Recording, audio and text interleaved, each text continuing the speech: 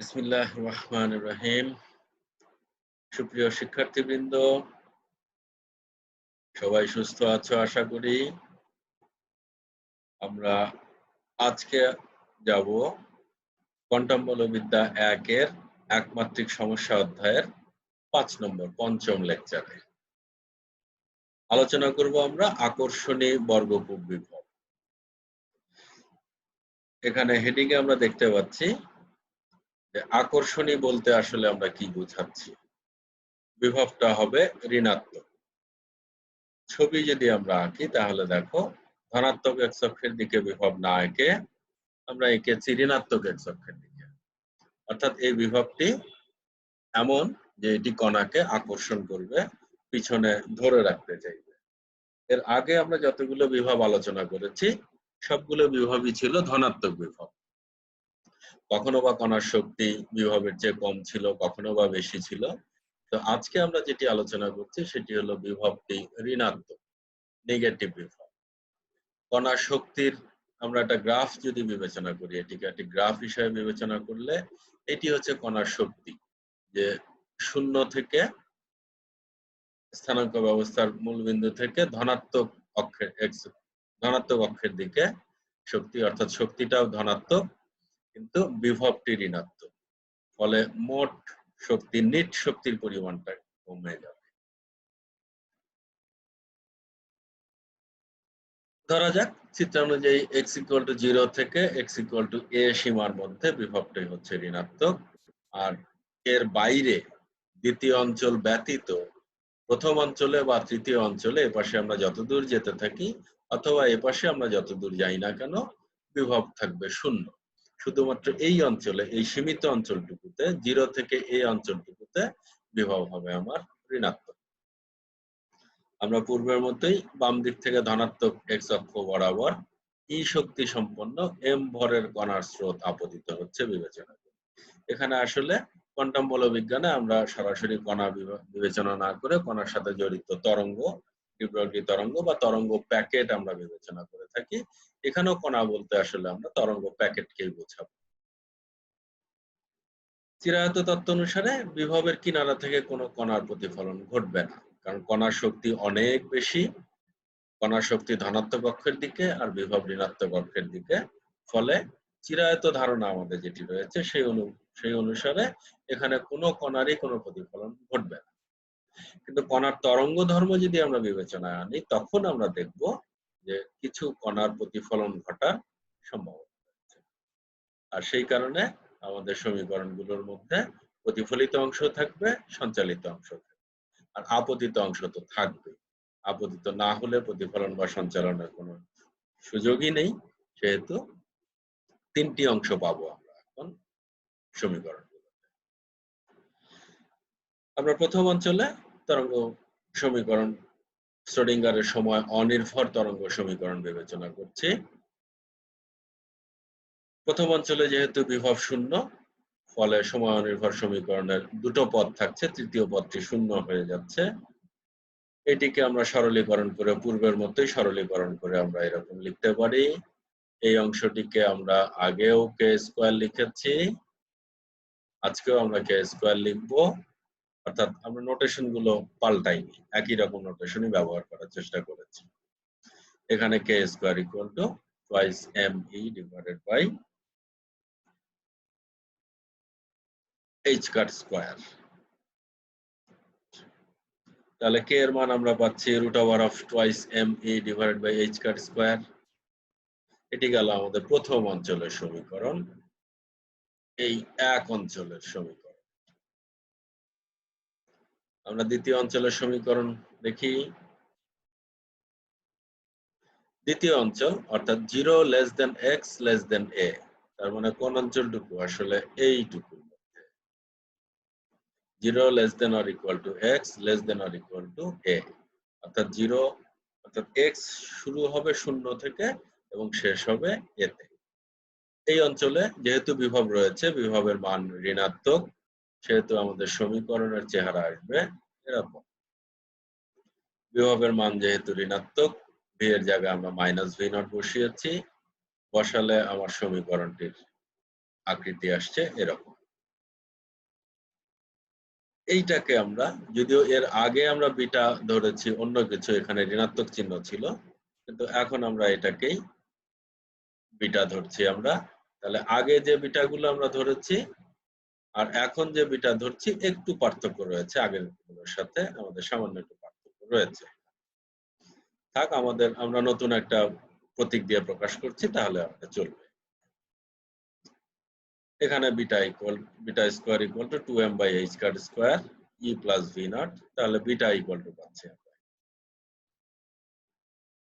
তৃতীয় অঞ্চলে যেহেতু আবারও বিভব শূন্য, ফলে তৃতীয় অঞ্চলের সমীকরণ আর প্রথম অঞ্চলের সমীকরণ আসলে একই আকৃতির হবে, তার সমাধানও একই রকম আকৃতির হবে। তৃতীয় অঞ্চল কোনটুকু? যে a less than or equal two x less than or equal two plus infinity. অর্থাৎ চিত্রে যদি আমরা বিবেচনা করি, তাহলে এই পাশে যতদূর আমরা যাই না কেন, এই পুরোটাই হচ্ছে আমাদের তৃতীয় অঞ্চল। এখানে আমাদের সমীকরণ কি হবে? প্রথম অঞ্চলের সমীকরণের মতোই আমরা বললাম এক্ষুনি।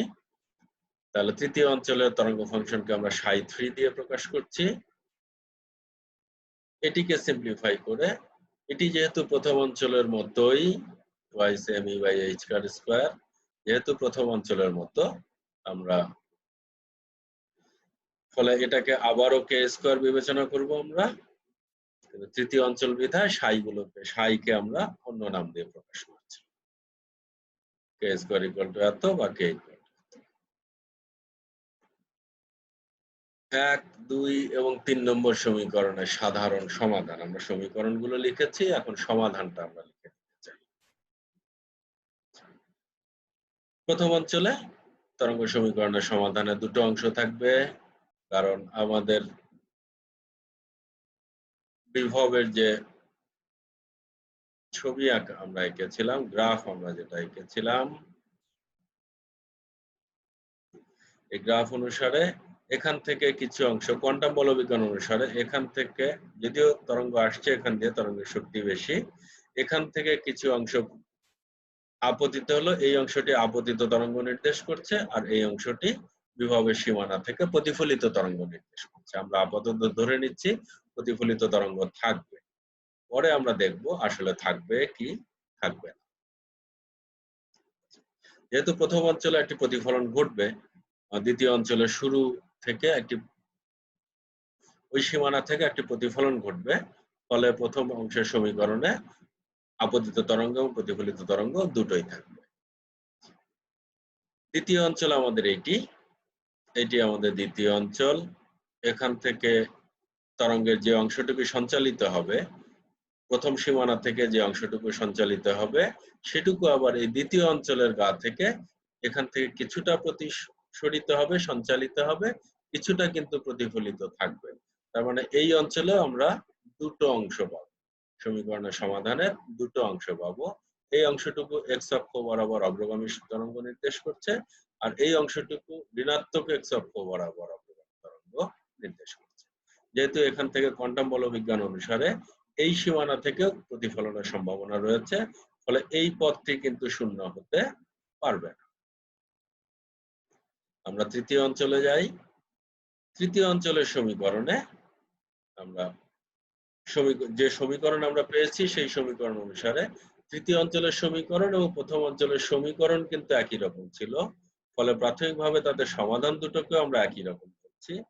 কিন্তু তৃতীয় অঞ্চলের ওপাশে যেহেতু প্রতিফলিত হওয়ার কোনো জায়গা নেই, প্রতিফলিত হওয়ার মতো কোনো জায়গা নেই এই অঞ্চলে, ফলে তৃতীয় অঞ্চলের যে গ্রহণযোগ্য সমাধান, সেখানে আমার প্রতিফলিত তরঙ্গ থাকবে না। অর্থাৎ নেগেটিভ এক্স এর দিকে গতিশীল কোনো তরঙ্গ আমাদের থাকবে না। ফলে এখানে এই পথটাকে শূন্য করতে গেলে আমাদের অবশ্যই আগের ধারণা অনুসারে এইচ, যেটা আমরা ধ্রুবক হিসাবে ধরেছি বা এই তরঙ্গের বিস্তার হিসাবে ধরেছি, এইচটাকে শূন্য ধরতে হবে। এইচ কে যদি শূন্য ধরি আমরা, তাহলে এই যে বলছি এখানে, যেহেতু তৃতীয় অঞ্চলে ডান দিক থেকে কোনো কণা আপতিত হচ্ছে না, সুতরাং অবশ্যই এইচ ইকুয়াল টু 0। এইচ যদি 0 হয়, তাহলে তৃতীয় অঞ্চলে গ্রহণযোগ্য সমাধান হবে শুধুমাত্র একটা পথ থাকবে। তৃতীয় অঞ্চলের সমাধানে শুধুমাত্র একটি পথ থাকবে। তাহলে আমরা তিনটা অঞ্চলের সমাধানে আমরা দেখলাম যে প্রথম অঞ্চলে দুটো পদ থাকছে, দ্বিতীয় অঞ্চলে দুটো পদ থাকছে, আর তৃতীয় অঞ্চলে শুধুমাত্র একটি পদ এখন পর্যন্ত বিদ্যমান থাকছে। আমরা আবারও এই চ্যাপ্টারের এই অধ্যায়ের আলোচনা অনুসারে সীমানা শর্ত ব্যবহার করব এবং অবিচ্ছিন্নতা শর্ত ব্যবহার করব। এখানে আমাদের দুইবার সীমানা শর্ত, দুই সীমানা x = 0 তে একবার সীমানা শর্ত অবিচ্ছিন্নতা শর্ত ব্যবহার করতে হবে, আর একবার x = a সীমানায় সীমানা শর্ত এবং অবিচ্ছিন্নতা শর্ত ব্যবহার করতে হবে। x = 0 বিন্দুতে বা এই সীমানায় যদি আমরা সীমানা শর্ত ব্যবহার করি, x = 0 এর এক পাশে রয়েছে প্রথম অঞ্চল ψ1 আর আরেক পাশে রয়েছে আমাদের দ্বিতীয় অঞ্চল ψ2। ফলে x = 0 তে আমাদের এই দুটো তরঙ্গ সমীকরণ পরস্পর সমান হবে। আমরা ψ1 এবং ψ2 এর মান আপাতত এখানে বসাই। ψ1 এ দুটো পদ ছিল, ψ2 তেও আমাদের দুটো পদ ছিল, আমরা শুধু ψ1 আর ψ2 এর মান বসিয়েছি। এখন যদি আমরা এই শর্তটা প্রয়োগ করি, x এর মান যদি 0 বসাই উভয় সমীকরণে, তাহলে সেক্ষেত্রে আমরা পাচ্ছি a + b = c + d। সীমানা শর্ত থেকে প্রথম অঞ্চলে বা x = 0 বিন্দুতে সীমানা শর্ত থেকে আমরা এই সমাধানে এই সমীকরণটাতে উপনীত হব। আমরা এখন অবিচ্ছিন্নতা শর্ত ব্যবহার করব x = 0 সীমায়। আমাদের তরঙ্গ দুটো ছিল এরকম, সমীকরণ দুটো তরঙ্গ ফাংশনের প্রথম অঞ্চলে এবং দ্বিতীয় অঞ্চলে তরঙ্গ ফাংশনের সমীকরণ এরকম ছিল আমাদের। অবিচ্ছিন্নতা শর্ত যদি ব্যবহার করি, আমরা জানি অবিচ্ছিন্নতা শর্ত হলো তরঙ্গ ফাংশনগুলোর প্রথম ক্রমের ব্যবকলনটা পরস্পর সমান হবে। ওই নির্দিষ্ট সীমানায় তরঙ্গ ফাংশনের প্রথম ক্রমের ব্যবকলন পরস্পর সমান। তাহলে যদি আমরা ψ1 ψ2 এখানে লেখা রয়েছে, এখান থেকে যদি ডিফারেন্সিয়েট করি, ব্যবকলন করি, আমরা ψ1 কে x এর সাপেক্ষে ব্যবকলন করলে, এটিকে যদি আমরা x এর সাপেক্ষে ব্যবকলন করি, তাহলে আমরা পাচ্ছি এইটুকু। আর এই পাশে এসে আমরা এই দ্বিতীয় সমীকরণ ψ2 কে ব্যবকলন করে আমরা পাচ্ছি এইটুকু। শর্ত আমরা এখনো বসাইনি। এখন যদি শর্ত বসাই, x এর মান যদি 0 বসাই, তাহলে এখান থেকে আমরা পাচ্ছি এরকম। উভয় পক্ষ থেকে i ক্যান্সেল হয়ে যাচ্ছে, তাহলে a - b = পাচ্ছি আমরা এটা। আমরা 8 নম্বর সমীকরণে পেলাম a + b = c + d, আর 9 নম্বর সমীকরণে পেলাম আমরা a - b = β/k c - d। এখন এই দুটো সমীকরণ সমাধান করে আমরা খুব সহজেই a এবং b এর মানটা বের করে নিতে পারি। আবার x = a অঞ্চলে, x = a সীমানায় আমরা যদি আবারও সীমানা শর্ত ব্যবহার করি, x = a যেটি, তার দুই পাশে রয়েছে, বাম পাশে রয়েছে দ্বিতীয় অঞ্চল, সেখানে তরঙ্গ ফাংশনের সমাধান তরঙ্গ সমীকরণের সমাধান ψ2, আর তৃতীয় অঞ্চলে তরঙ্গ সমীকরণের সমাধান ψ3। ফলে x = a সীমানায় আমাদের ব্যবহার করতে হবে ψ2 এবং ψ3 পরস্পর সমান, এই ধারণাটি ব্যবহার করতে হবে। ψ2 এর সমীকরণ এরকম, দুটো অংশ ছিল, ψ3 তে শুধুমাত্র একটি অংশ ছিল। h পদটি শূন্য হয়ে গিয়েছে আমরা জানি, যেহেতু বাম দিকে কোনো তরঙ্গ আসছে না। এখানে যদি x এর মান আমরা a বসাই, তাহলে আমাদের সমীকরণ 10 নম্বর সমীকরণটা পাচ্ছি আমরা এরকম। এটি একটি পেলাম। এবার আমরা আবারও অবিচ্ছিন্নতা শর্ত ব্যবহার করব। অবিচ্ছিন্নতা শর্ত যদি ব্যবহার করি, দ্বিতীয় অঞ্চলে আমাদের তরঙ্গ সমীকরণটি ছিল এরকম, তৃতীয় অঞ্চলে এরকম। তাহলে অবিচ্ছিন্নতা শর্ত আমরা জানি যে এইটার ব্যবকলন ফার্স্ট অর্ডার ডেরিভেটিভ, প্রথম ক্রমের ব্যবকলন, আর এই তরঙ্গ ফাংশনের প্রথম ক্রমের ব্যবকলন, এরা দুইজন পরস্পর সমান হবে। অবিচ্ছিন্নতা শর্ত থেকে আমরা পাই, এটি আমরা শর্তটা লিখেছি, এখানে আমরা ψ2 এবং ψ3 এর মানটা আপাতত বসিয়ে মান বসিয়ে এখান থেকে আমরা ব্যবকলন করেছি। আমরা এটাকে যদি ব্যবকলন করি, এইটাকে যদি x এর সাপেক্ষে ব্যবকলন করি তাহলে i বিটাটা সামনে আসবে, x টা থাকবে সেটাই আসলো। আবার এটাকে যদি ব্যবকলন করি তাহলে সামনে আসবে মাইনাস i বিটা। এটাকে ব্যবকলন করলে সামনে আসবে i k। ব্যবকলন করা হলো। এখন আমরা এই শর্তটা বসাচ্ছি, x এর মানগুলো আমরা a বসাবো। a বসালে আমরা কি পাচ্ছি? সমীকরণটি এরকম একটি আকৃতি ধারণ করছে। এখান থেকে আমরা i বিটা কমন নিতে পারছি। দুই পাশ থেকে i ক্যানসেল হয়ে গেলে আমরা পাচ্ছি এরকম।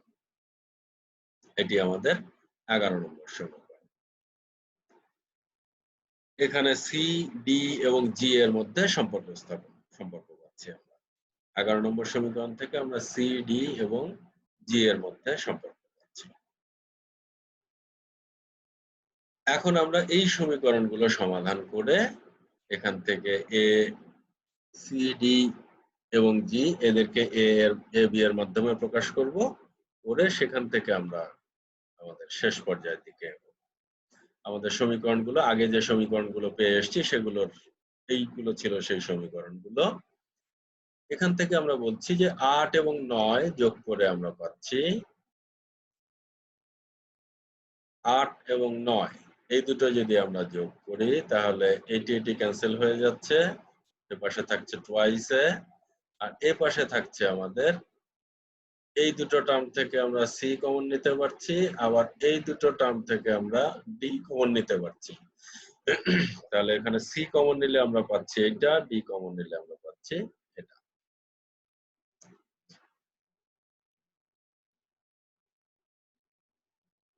এবার ১০ এবং ১১ যদি যোগ করি, ৮ আর ৯ যোগ করে আমরা এটি পেয়েছি। ১০ এবং ১১ যোগ করে আমরা এখান থেকে পাচ্ছি যে এই টার্ম ক্যান্সেল হয়ে যাবে।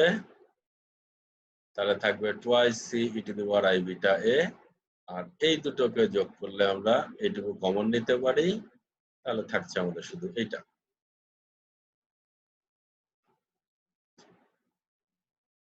এবার এই সমীকরণটাকে আমাদের পরবর্তী হিসাবে সুবিধার জন্য আমরা এটি দিয়ে ভাগ করে নিচ্ছি। এই টার্মটা দিয়ে ভাগ করে নিচ্ছি, অর্থাৎ এখান থেকে শুধুমাত্র আমরা সিটাকে রাখতে চাই। তাহলে বাম পাশে থাকবে শুধু সি, ডান পাশে আমাদের এইরকম এই হাফটা আসলো আসলে এই যে 2 অফ এত দিয়ে ভাগ করেছি সেহেতু নিচে 2 আসলো একটা। আর এখানে যা ছিল তার সাথে এটা দিয়ে ভাগ করলে আমাদের এই অংশটুকুর চেহারা দাঁড়াবে এরকম।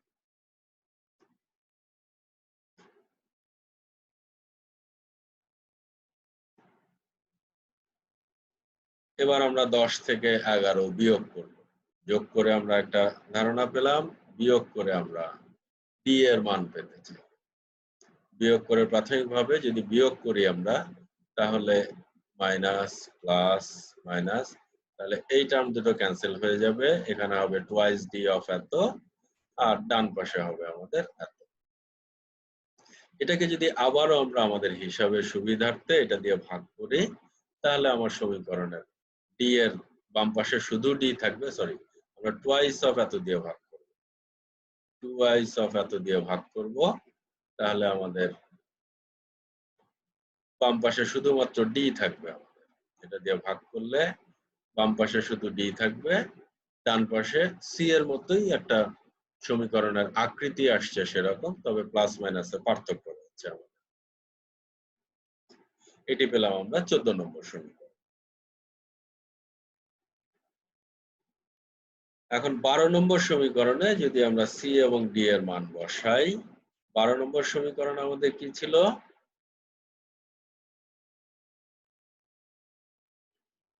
এটি ছিল আমাদের 12 নম্বর সমীকরণ।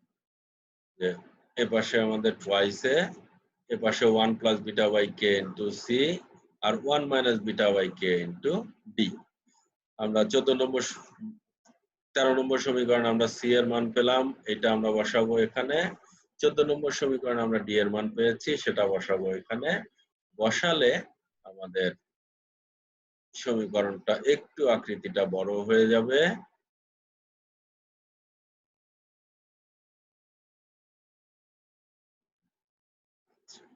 বারো নম্বর সমীকরণে এখন সি এর মান যদি আমরা বসাই, আমরা প্রথমে সরাসরি সি এর মানটা বসিয়েছি, এখানে সরাসরি ডি এর মানটা বসিয়েছি, কোনো সিম্পলিফিকেশন আমরা করিনি।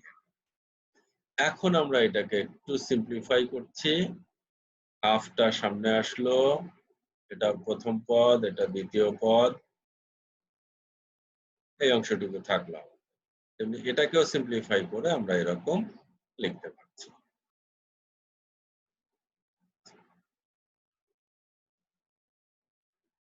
এটাকে আমরা একটু ভেঙে নিলাম, এটাকেও আমরা ভেঙে নিলাম।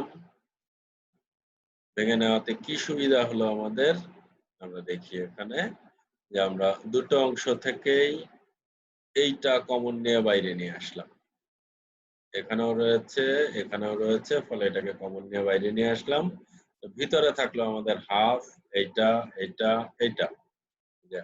হাফ, এই ১ আর ১ যোগ করে আমরা পাচ্ছি ২। আমরা এটাকে গুণ করে ফেলেছি। এটাকে গুণ করে ফেললে আমাদের ৪টা পদ হওয়ার কথা ছিল। সেই ৪টা পদের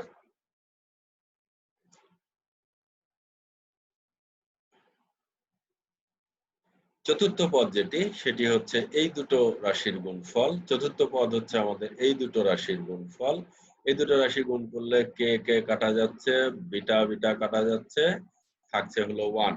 সেই 1 আর এই 1 মিলে আমরা পাচ্ছি 2। একই রকম ভাবে এখানেও আমাদের তাই আসবে। এখানে এইটাকে যদি আমরা গুণ করে ফেলি তাহলে ৪টা পদ আসবে। চতুর্থ পদটি হচ্ছে এই টার্ম এবং এই টার্মের গুণফল। এখানে কে কে কাটা যাবে, বিটা বিটা কাটা যাবে, মাইনাস আর মাইনাস মিলে যেহেতু প্লাস হবে, সেহেতু এই 1 আর সেই 1 মিলে আবারও আসছে আমাদের 2। তাহলে এই ক্যালকুলেশনটা আমরা সিম্পলিফাই করলে, এই সমীকরণটাকে সিম্পলিফাই করলে এরকম পাচ্ছি।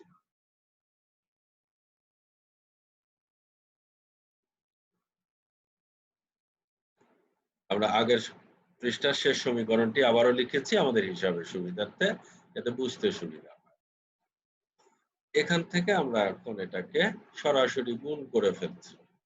এই হাফ দিয়ে এই টার্মটাকে গুণ করছি, এইটি এবং এইটি। মোট কথা এইটিকে ভেঙে ফেললে আমরা পাচ্ছি এই ৩টা সমীকরণ। এখানে দেখো আমরা একটু সিম্পলিফাই করেছি। এটা গুণ করলে 1, তার সাথে এইটা গুণ করলে এই পদ আসলো। আবার এই হাফ আর 2 গুণ করলে 1, সেটার সাথে এইটা গুণ করলে আমাদের এই পদ আসলো। আর বাকি থাকলো তাহলে এই পদ গুণন এইটা, সেটি হলো এটা, এবং এই পদ গুণন এইটা, সেটি হলো এটা। আর বাইরে যেটা ছিল সেটা কিন্তু বাইরেই রয়ে গেছে।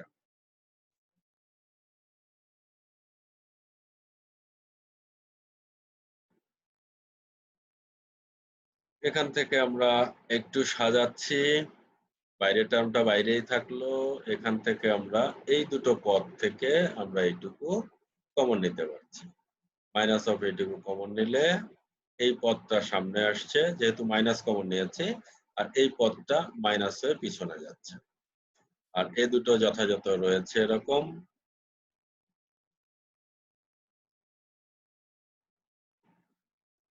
আমরা আরেকটু সিম্পলিফাই করছি।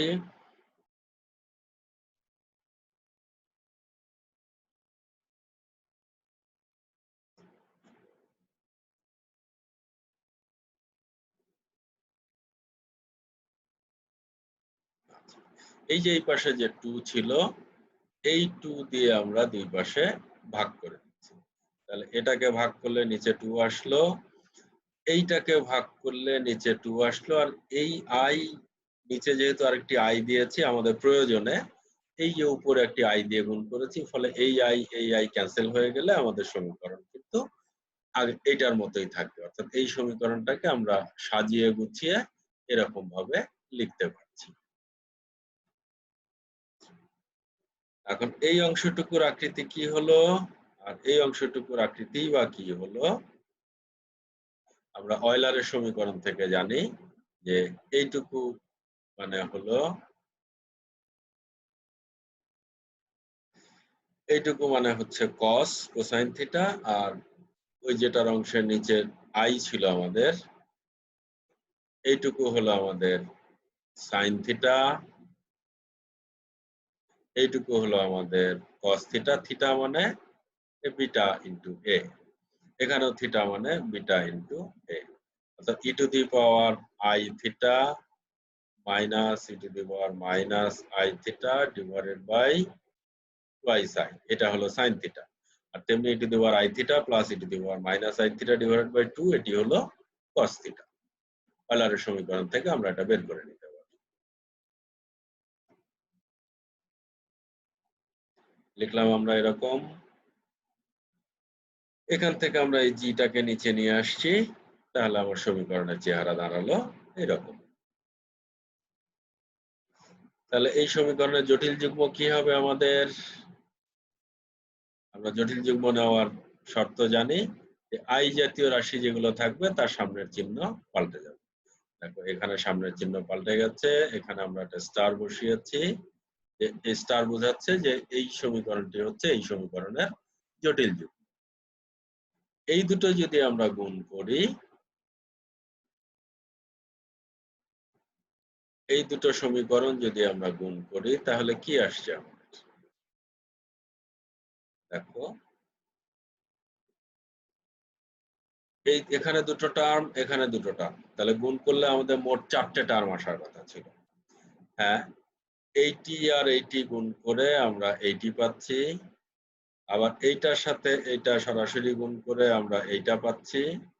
আর এই যে ক্রস টার্ম যেগুলো, এর সাথে এর গুণন এবং এর সাথে এর গুণন দুটো সমান হওয়ার কারণে, যেহেতু এক জায়গায় প্লাস হচ্ছে এক জায়গায় মাইনাস হচ্ছে, একটা আর একটা ক্যান্সেল হয়ে যাচ্ছে, ফলে আমাদের শুধু দুটো টার্ম থাকছে। 4টা টার্মের জায়গায় দুটো টার্ম থাকছে, আর দুটো টার্ম একটা আর একটাকে ক্যান্সেল করে দিচ্ছে। আর এইটি আমাদের কি নির্দেশ করবে?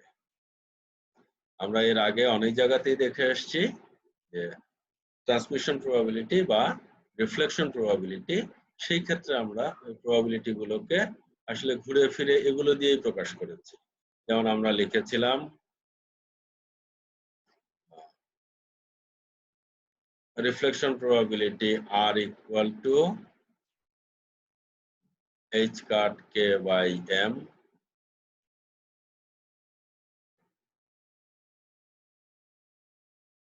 Modulus of b by a square. আমরা এই যে রাশিটা আসলে এইটাই এখানে বের করতে চাচ্ছি। এখানে জি যেহেতু তৃতীয় অঞ্চলের, তার মানে এটি হবে ট্রান্সমিশন কোএফিসিয়েন্ট।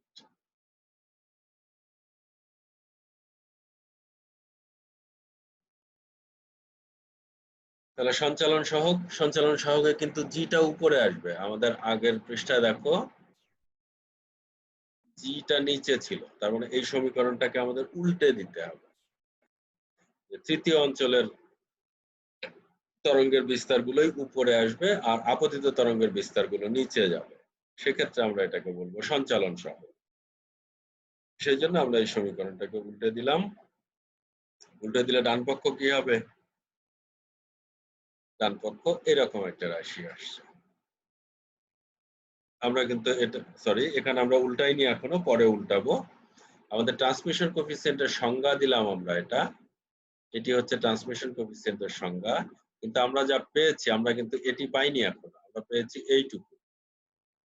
এইটুকুর সাথে যদি এই সমীকরণকে আমরা তুলনা করি, তাহলে এইটুকু আসলে 1/t এর সমতুল্য। তাহলে 1/t ইকুয়াল টু আমরা লিখছি এটা, পরে আমরা এটাকে আরো সিম্পলিফাই করে উল্টে দেব। এইটাকে এখন আমরা কি লিখতে পারছি যে cos square theta equal to 1 minus sin square theta. আর এটি যেমন ছিল তেমনই থাকলো আমাদের। তাহলে এখন সব পদেই সাইন আসলো আমাদের।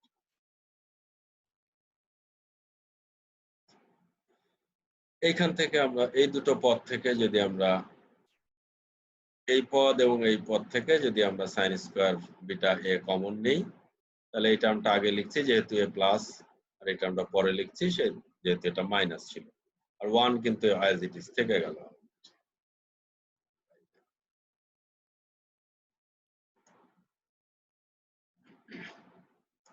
এখন এইটাকে আমরা একটু সিম্পলিফাই করতে পারি কিনা। আমাদের এখানে রয়েছে 1।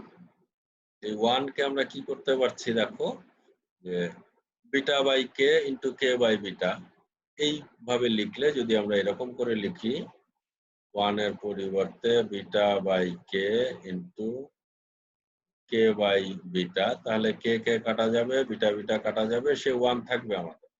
তাহলে আমরা কিন্তু এটাকে এরকম লিখতে পারছি। আর যদি এই 1/4 কে আমরা বাইরে নিয়ে আসি, তাহলে এখানে আসবে একটি 4।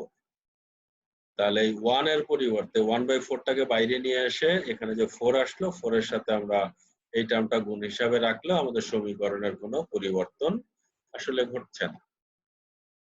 আমরা সেই কাজটি করেছি পরের পৃষ্ঠায়। এই যে আমরা 1/4 টাকে বাইরে নিয়ে এসেছি, ফলে এখানে একটা 4 ছিল, আর তার সাথে এই টার্মটাকে আমরা গুণ হিসাবে রেখেছি।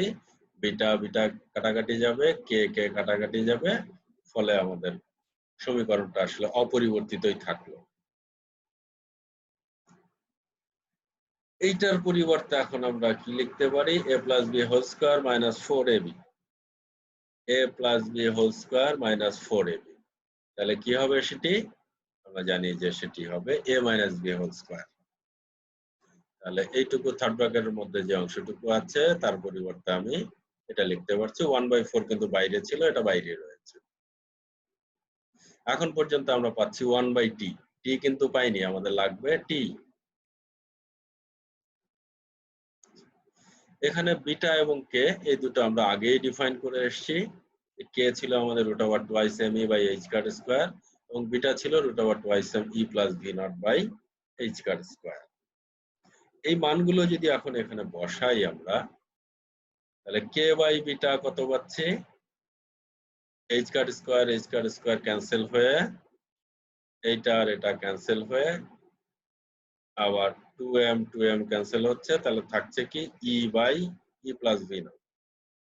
আবার একই রকম ভাবে বিটা বাই কে করলে এটা কে বাই বিটা, বিটা বাই কে এর উল্টো, ফলে এরকম একটা সমীকরণ। এই মানগুলো এখন আমরা এইখানে বসাবো। বসাই, দেখা যাক কি আসে আমাদের।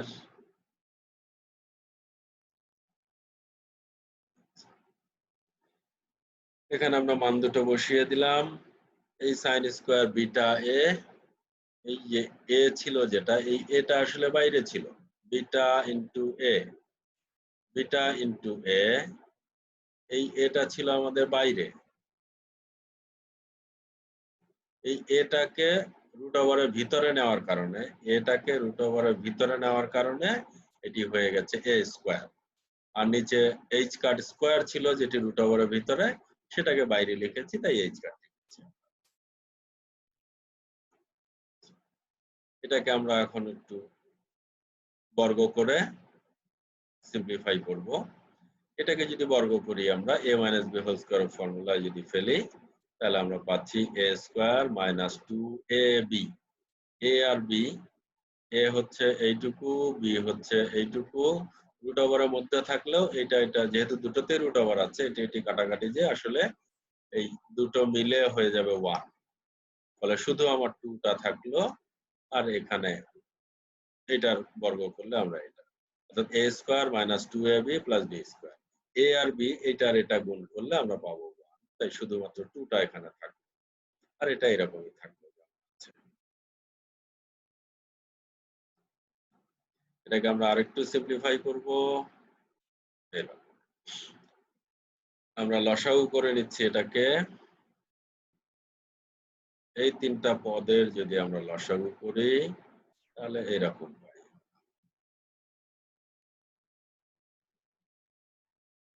আমরা একবারে ভেঙে লিখেছি। এখান থেকে এখন যদি খেয়াল করি, তাহলে ই স্কয়ার ই স্কয়ার এই দুটো মিলে টুয়াইস ই স্কয়ার, এখানে আছে মাইনাস 2 ই স্কয়ার। তাহলে কি হলো, এই তিনটা মিলে ক্যান্সেল হয়ে গেল।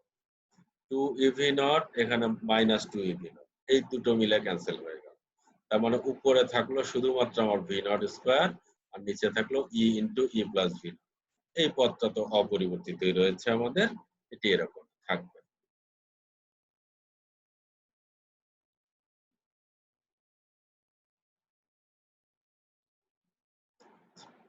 তাহলে আমাদের থাকলো এরকম, যা রেখে আসলাম। এটি যদি 1/t হয় তাহলে t হবে 1/of এত, অর্থাৎ পুরোপুরি উল্টে দিতে হবে। এইখান থেকে আবারও আমরা দেখতে পাচ্ছি, যেহেতু এখানে এই পদটি যোগ অবস্থায় আছে, 1 এর সাথে যোগ অবস্থায় আছে, তার মানে নিচের ভাজকটা 1 এর চাইতে বড় আর ভাজ্য হলো 1, তাহলে ভাগফল অবশ্যই আমাদের 1 এর চাইতে ছোট হবে।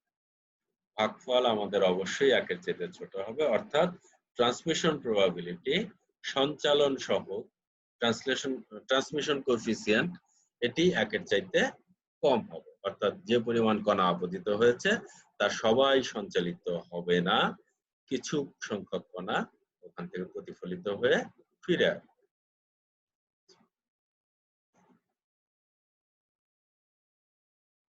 এই সমীকরণ থেকে যেহেতু আমরা পেলাম t<1, এখন যদি আমরা চাই যে না সবগুলো কণাই সঞ্চালিত হতে হবে, কোনো কণাই আমার এপাশে থাকবে না, তাহলে কি পরিমাণ শক্তি নিয়ে আসতে হবে সেইটি আমরা একটু দেখি। t = যদি 1 হতে হয়, এর মান 1 হতে গেলে আমার এইটুকুর মান 0 হতে হবে। t যদি 1 হতে হয় তাহলে এই পদটা 0 হতে হবে। এই পদের মধ্যে এইটুকু 0 হওয়ার কোনো সুযোগ আমাদের নেই, কারণ এখানে সব ধনাত্মক পদ। এখানে v0 আমাদের নেগেটিভ ছিল, এখানে যদি আমরা নেগেটিভ মান বসাই আর এইটা কাটাকাটি করে যদি 0 হয় তাহলে কিন্তু এটি অসীম হয়ে যাবে, এই পদটি অসীম হয়ে যাবে, 0 হবে না, এই পদটি কখনোই 0 হবে না। ফলে আমাকে যে কোনো ভাবেই হোক, যদি ট্রান্সমিশন কোএফিসিয়েন্ট আমরা 1 পেতে চাই, ট্রান্সমিশন কোএফিসিয়েন্ট 1 পেতে চাইলে আমাদের এই পদটুকুকেই 0 হওয়ার বিষয়ে চিন্তা করব। এটুকু 0 হতে গেলে কি হবে আমাদের, তাহলে এইটুকু হতে হবে n π। কেন আমরা বলছি এখানে যে sin² θ 0 হলে, sin² θ যদি 0 হতে হয় তার মানে sin θ 0 হবে, sin θ 0 হবে। sin θ কখন 0 হবে, বা যখন এটি হবে sin n π এর সমান। তাহলে উভয় পক্ষ থেকে আমরা সাইন ক্যান্সেল করে দিয়ে আমরা লিখতে পারি θ = n π, n এর মান 0, 0, 1, 2, 3 ইত্যাদি। তাহলে সেই সমীকরণ অনুসারে, সেই ধারণা অনুসারে আমরা লিখছি যে এই অংশটুকু হবে n π এর সমান, এখানে n এর মান 1, 2, 3 ইত্যাদি।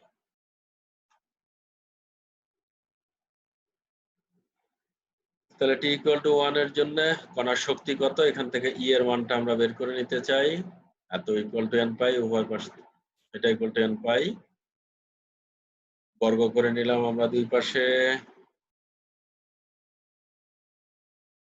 এখান থেকে E + V0 পাচ্ছি আমরা n²/² h²² তাহলে আমরা পাচ্ছি E = এত।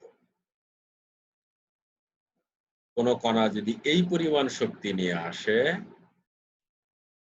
কণাগুলো যদি এই পরিমাণ শক্তি নিয়ে আসে তাহলে তার সবটুকুই সঞ্চালিত হবে, সবগুলো কণাই সঞ্চালিত হবে, কোনো কণাই প্রতিফলিত হবে। তাহলে ট্রান্সমিশন কোএফিসিয়েন্ট 1 হতে গেলে, অর্থাৎ আপতিত কণার সবগুলোই যদি সঞ্চালিত হতে হয়, ওই পাশ দিয়ে বেরিয়ে যেতে হয়, তাহলে তার শক্তি কমপক্ষে আপতিত কণাগুলোর শক্তি এরকম হতে হবে, তবেই সবগুলো কণাই সঞ্চালিত হবে, একটাও আর এর পাশে প্রতিফলিত হবে। তো শিক্ষার্থীবৃন্দ, এটি আমরা পেলাম যে আমরা প্রথমে ধরেছিলাম যে আমাদের